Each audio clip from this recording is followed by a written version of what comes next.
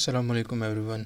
अच्छा जी, जब बात आती है बाकी प्रोग्रामिंग लैंग्वेजेस की, ख़ास करके जो पॉपुलर प्रोग्रामिंग लैंग्वेजेस हैं सी प्लस प्लस, जावा, पाइथन, पीएचपी, जावास्क्रिप्ट वगैरह वगैरह, तो आपके पास बहुत सारे ऑप्शंस होते हैं। वहाँ पे आप कहीं भी कोडिंग कर सकते हैं, कोई सा भी सॉफ्टवेयर डाउनलोड कर सकते हैं। तो you have a bundle of different options. ठीक है, आपके पास वी एस कोड है, आपके पास विजुअल स्टूडियो है, आपके पास एक्लिप्स है, आपके पास नेटबीन्स हैं, डेफ सी प्लस प्लस है, कोड ब्लॉक्स हैं, बोरलैंड है, बहुत सारे ऑप्शन हैं। लेकिन वहीं पर जहाँ असेंबली लैंग्वेज की बात आती है तो आपके पास जो रिसोर्सेज हैं वो कम हो जाते हैं। मतलब आपके पास ज़्यादा ऑप्शंस नहीं होते। उसकी एक वजह भी है। उसकी वजह यह है कि असेंबली लैंग्वेज को हम ज़्यादा मतलब जो उसका इंटरफेस है हम उसमें इंटरेस्टेड नहीं होते। हम इंटरेस्टेड होते हैं कि कंप्यूटर है, वहाँ पे जब हम कोड करेंगे तो हम रैम के जो डिफरेंट लोकेशंस हैं उनको किस तरह से कंट्रोल और मैनेज करेंगे, सीपीयू को किस तरह से मैनेज और कंट्रोल करेंगे, सीपीयू के अंदर जो रजिस्टर्स हैं उनके अंदर डेटा किस तरह से स्टोर करेंगे, वहाँ से डेटा उठाएंगे कैसे, सीपीयू के अंदर रजिस्टर्स के अंदर हम ऑपरेशंस किस तरह से परफॉर्म करेंगे।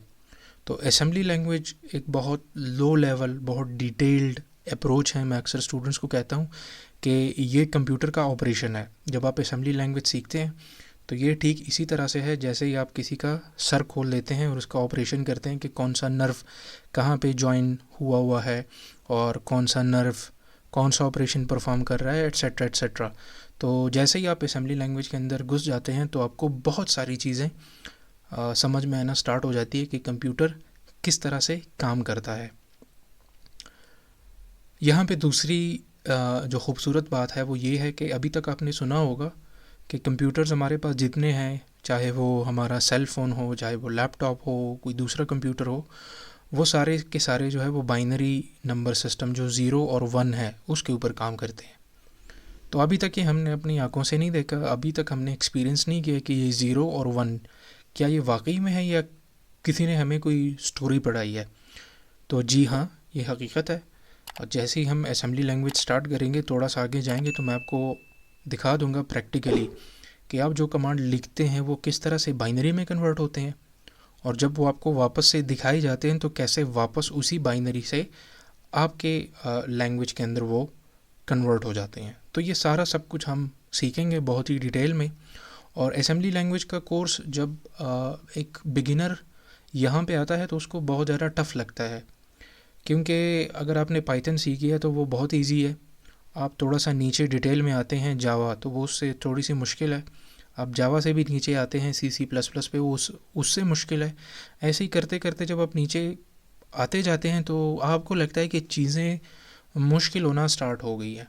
लेकिन ट्रस्ट मी, जब असेंबली लैंग्वेज के हम कोई 4-5 लेक्चर्स करेंगे तो आप बोलेंगे कि यार ये तो काफ़ी इजी है, जो हमने इमेजिन किया था ये उस तरह से मुश्किल नहीं है। ठीक है, बट वो एक डर सा रहता है, वो इंशाल्लाह इस कोर्स के अंदर ख़त्म हो जाएगा। ठीक है, तो आज की जो हमारी वीडियो है वो सिर्फ कॉन्फ़िगरेशन के हवाले से है कि आपने कौन कौन से सॉफ्टवेयर्स इंस्टॉल करने हैं, कहाँ से डाउनलोड करने हैं, किस तरह से इंस्टॉल करने हैं, वगैरह वगैरह। अच्छा, यहाँ पे बात आ जाती है सबसे पहले ऑपरेटिंग सिस्टम्स की, जो कि आगे जाके हम बहुत ही डिटेल में पढ़ेंगे। अभी मैं आपको थोड़ा थोड़ा सा बता देता हूँ। देखिए, हमारे पास जो ऑपरेटिंग सिस्टम्स हैं उसके हमारे पास डिफरेंट टाइप्स हैं। आपने सुना होगा 64 बिट, 32 बिट, 16 बिट का ऑपरेटिंग सिस्टम और 8 बिट का। अच्छा, 8 बिट और 16 बिट ये तो कब के ख़त्म हो चुके थे, लेकिन जो अभी अभी रिसेंटली 32 बिट के जो ऑपरेटिंग सिस्टम्स हैं वो भी ख़त्म हो गए हैं। ठीक है, आजकल जो स्टैंडर्ड चल रहा है वो 64 बिट के ऑपरेटिंग सिस्टम्स चल रहे हैं। अगर आपने लिनक्स यूज़ करना है, मैक ओएस यूज़ करना है, विंडोज़ अगर आपने यूज़ करनी है तो वो 64 बिट ही होगी मोस्ट ऑफ द टाइम। अच्छा, ये होते क्या हैं, तो देखें, जो आपका जो कंप्यूटर के अंदर आपका प्रोसेसर है, प्रोसेसर के अंदर रजिस्टर का साइज़ ये डिसाइड करता है कि आपका सिस्टम और इसका हार्डवेयर कितने बिट्स का है। अगर आपके सीपीयू के रजिस्टर उनका साइज़ अगर 64 बिट है तो आपका सिस्टम भी 64 बिट का होगा। इसके अंदर आप 64 बिट का ऑपरेटिंग सिस्टम इंस्टॉल कर सकते हैं।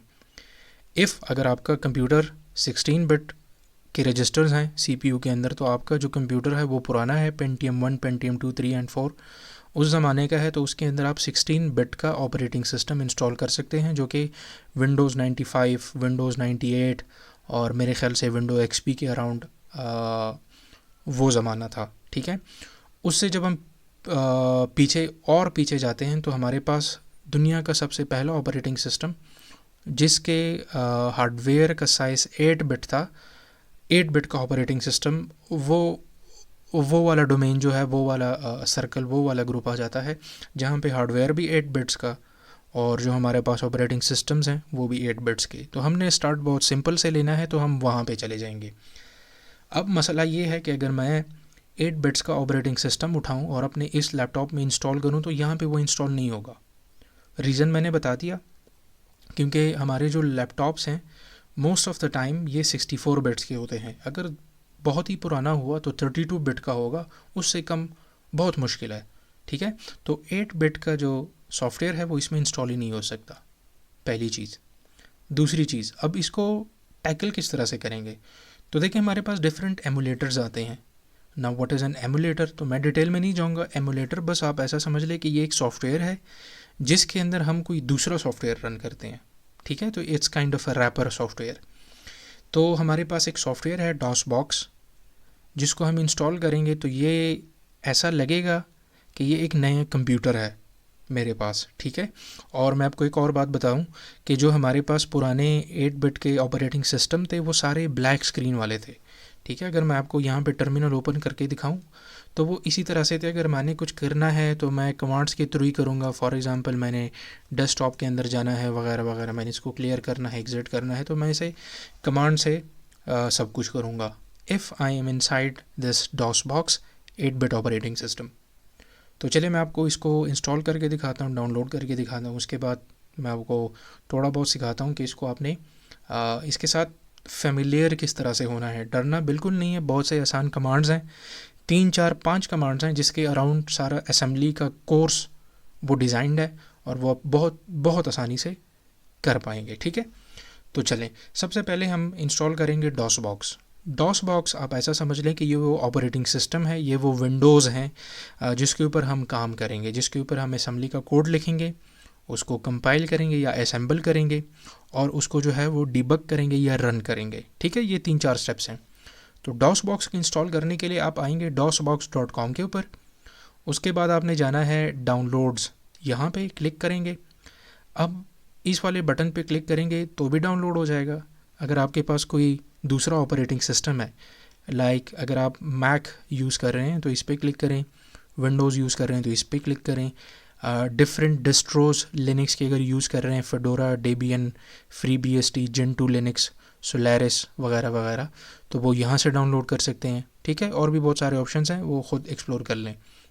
तो मैं ये अज्यूम कर रहा हूँ, मैं ख़ुद यूज़ कर रहा हूँ लिनक्स, उबंटू, लेकिन जो मोस्ट ऑफ़ द यूज़र्स हैं 90% ऑफ़ द टाइम लोगों के पास विंडोज़ होती है, और ख़ास करके स्टूडेंट्स के पास विंडोज़ ईजी है। तो मैं आपको विंडोज़ का वो करके दिखा देता हूँ। तो विंडोज़ के ऊपर क्लिक करेंगे, ये एक वेबसाइट ओपन हो जाएगा। यहाँ पे आपने कुछ भी नहीं करना, बस वेट करना है। इस तरह का एक पॉपअप आ जाएगा। ठीक है, और इसको आपने कर लेना है सेव। तो ये आपके पास सेव हो जाएगा। बहुत ही छोटा सा फाइल है, 1.5 KB का। ठीक है, अब इसको मैं ओपन करता हूँ, इसके ऊपर फिर डबल क्लिक करेंगे। अब मैं लिनक्स के ऊपर हूँ, ये विंडोज़ का फाइल है तो ये यहाँ पे रन नहीं होगा।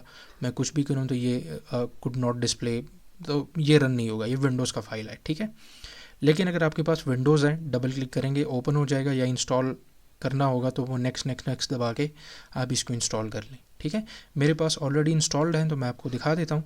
अच्छा, इसको क्लोज़ कर लेते हैं। ये हो गया हमारा पहला स्टेप। ठीक है, यहाँ पे मैं आ जाता हूँ, दिस इज़ डॉस बॉक्स, यहाँ पे लिखा हुआ भी है emulator, this is DOS box. इसको मैं ओपन करता हूँ। ठीक है, तो ये आ गया मेरा डॉस बॉक्स।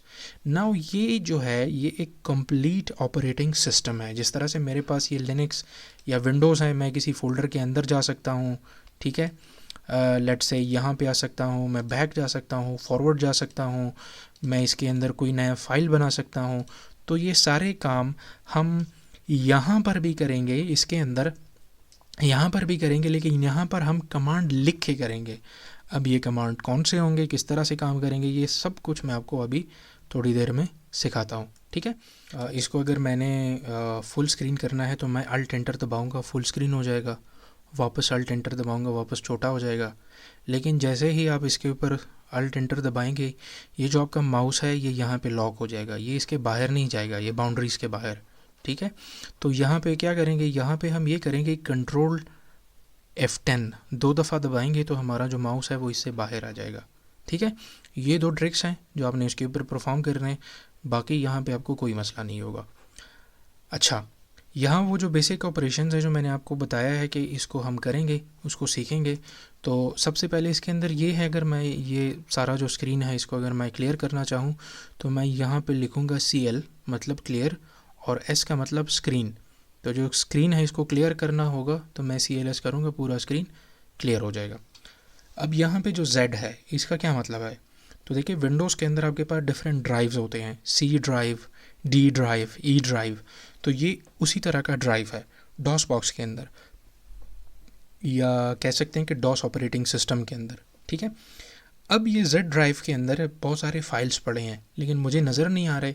तो देखिए हर एक काम करने के लिए आपके पास एक कमांड होगा, तो मुझे चाहिए लिस्ट ऑफ डायरेक्टरीज़। अब डायरेक्टरी जो है ये Z एक डायरेक्टरी है, एक फ़ोल्डर है जिसके अंदर बहुत सारे फाइल्स पड़े हैं। अगर मैं यहाँ पे करता हूँ dir डायरेक्टरीज़ तो Z के अंदर जितने फाइल्स पड़े होंगे वो सारे यहाँ पे आ जाएंगे। अब देखें यहाँ पे कमांड का फाइल है जिसकी एक्सटेंशन है .com। एक्सटेंशन क्या है, हर एक फ़ाइल के एंड पे .mp3, .mp4, .ppt, .txt, .cpp, .java, .py वगैरह वगैरह। तो ये फाइल एक्सटेंशन है .bat, .com वगैरह वगैरह, ठीक है। .com डॉस के अंदर एग्जीक्यूटेबल फ़ाइल है, मतलब .com की जो फ़ाइल है, जिस तरह से विंडोज़ के अंदर हम किसी एप्लीकेशन के ऊपर डबल क्लिक करते हैं और वो ओपन हो जाता है, सिमिलरली ये जो .com के फाइल्स हैं इसको यहाँ पे अगर आप लिखेंगे, एंटर दबाएंगे तो ये ओपन हो जाएगा। लेकिन फॉर नाउ हमें पता नहीं है कि .com क्या है, तो मैं यहाँ से कुछ भी ओपन नहीं करता फ़िलहाल। इसको मैं CLS करके स्क्रीन को क्लियर कर देता हूँ। तो यहाँ पे तो यहाँ पे जो हमारा सबसे बेसिक इंट्रोडक्शन है वो हो गया है, ठीक है। अब यहाँ पे हमने कमांड्स किस तरह से रन करने हैं और आगे जो हमारे पास असेंबलर है असेंबली लैंग्वेज के लिए और जो हमारे पास AFD है वो किस तरह से कॉन्फ़िगर करना है, तो वो इंशाल्लाह नेक्स्ट वीडियो में करते हैं। अल्लाह हाफ़िज़।